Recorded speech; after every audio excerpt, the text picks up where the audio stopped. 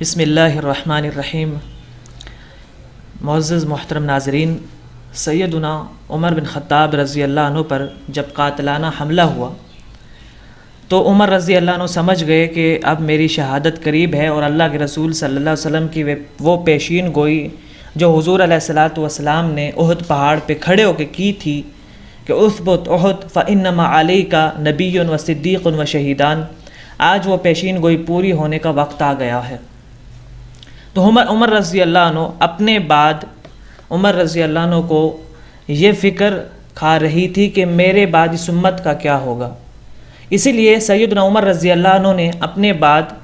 آنے والے خلیفہ کے بارے میں 6 بندوں کی کمیٹی تشکیل دی اور صحابہ کرام رضوان اللہ علیہ مجمعین پر چھوڑ دیا کہ ان 6 میں سے جس پر لوگ متفق ہو جائیں اس کو میرے بعد خلیفہ بنا لیا جائے، جن میں سیدنا علی رضی اللہ عنہ کا نام بھی تھا اور سیدنا عثمان رضی اللہ عنہ کا نام بھی تھا۔ بہرحال 3 دن میں آخر کار فیصلہ یہ ہوا، مسلمانوں نے سیدنا عثمان رضی اللہ عنہ کے حق میں فیصلہ کیا، اور مسلمانوں کے بالاتفاق فیصلے سے سیدنا عثمان بن عفان رضی اللہ عنہ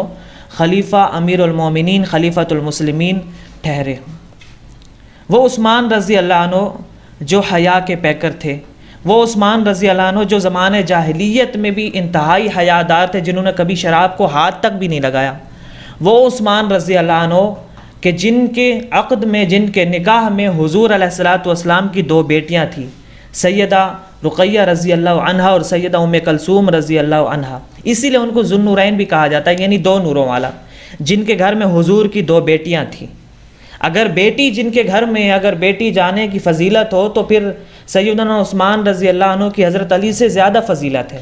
اور ویسے بھی محدثین نے جہاں بھی صحابہ کرام کے فضائل اور مناقب لکھے ہیں، آپ بخاری اٹھائیں، مسلم اٹھائیں، تو وہاں پر سب سے پہلے مناقب کے چیپٹر میں سیدنا ابو بکر صدیق رضی اللہ عنہ کے فضائل ملیں گے، پھر اس کے بعد حضرت عمر رضی اللہ عنہ کے ملیں گے، پھر اس کے بعد حضرت عثمان، پھر حضرت علی رضی اللہ عنہ کو ملیں گے۔ اس لیے کہ محدثین اور علماء محدثین مسلمانوں کا 1400 سالہ تاریخ میں بالاتفاق یہ عقیدہ چلا آ رہا ہے کہ جس طریقے سے اللہ تعالیٰ نے خلفاء مقرر کیے، اسی طریقے سے ان کا درجہ بھی ہے، جس طریقے سے احادیث بھی پچھلی ویڈیو میں بتائی جا چکی ہیں۔ تو یہ حضرت عثمان رضی اللہ عنہ خلیفۃ المسلمین بنے کہ جن کے دور کے اندر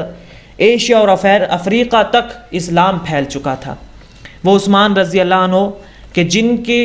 دور کے اندر جنہوں نے حضرت محمد صلی اللہ علیہ وسلم حضور علیہ الصلاۃ والسلام کے دور میں ہی جنت کی بشارت پالی تھی، کہ حضور علیہ الصلاۃ والسلام نے ان کو جنت کی بشارت دے دی تھی، کہ وہ عثمان رضی اللہ عنہ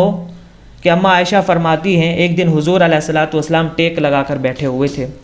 کہ اتنے میں دروازے پہ دستک ہوئی، پوچھا گیا کون؟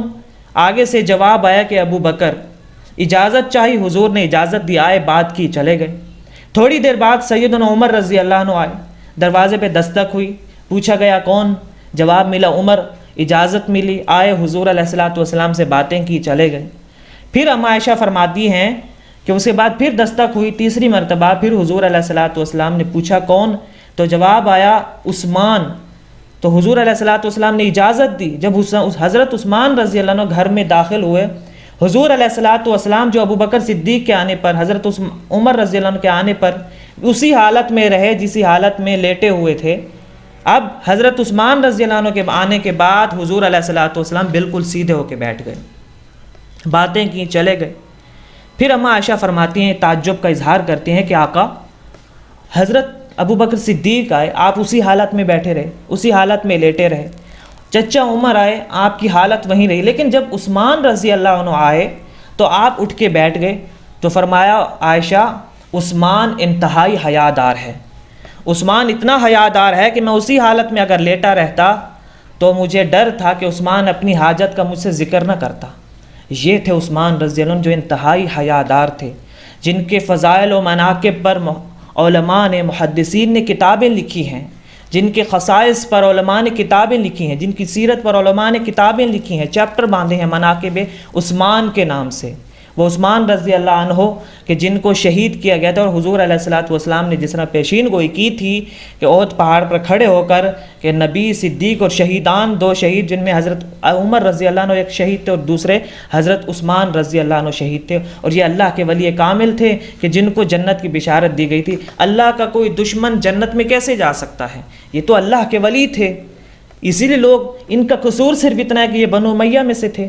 اسی بنی امیہ کی آڑ میں ان کو سب و شتم کا نشانہ بنایا جاتا ہے۔ اللہ سے دعا ہے کہ اللہ تعالی ہمیں قرآن و سنت کو سمجھنے اور اس پر عمل کرنے کی توفیق عطا فرمائے۔ یہ اللہ کے وہ ولی ہیں کہ جو ان کے اللہ نے فرمایا کہ ان اولیاء اللہ لا خوف علیہم ولا هم یحزنون، کہ اللہ کے ولیوں پر کوئی خوف نہیں، قیامت کے دن کوئی غم نہیں۔ فرمایا کہ وہ لوگ جو ڈرتے ہیں اللہ سے ڈرنے والے، اور ان سے بڑا متقی پرہیزگار کون ہو سکتا ہے۔ وآخر دعوانا ان الحمد للہ رب العالمین۔